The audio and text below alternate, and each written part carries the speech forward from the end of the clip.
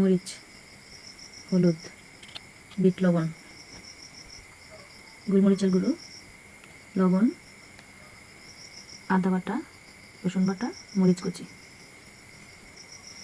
পেঁয়াজ কুচি, আটা হাফ কাপ, বেসন 1 কাপ।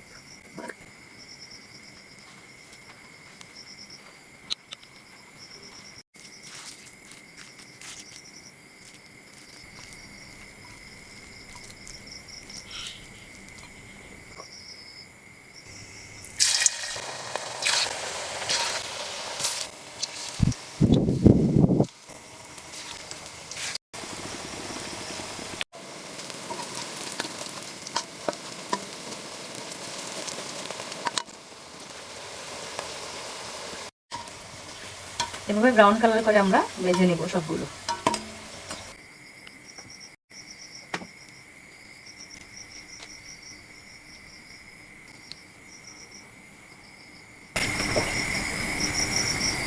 দেখুন তো ক্রিস্পি আর মজাদার হয়েছে।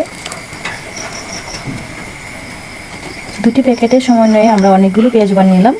আপনারা ইচ্ছে করলে বাসায় ট্রাই করতে পারেন।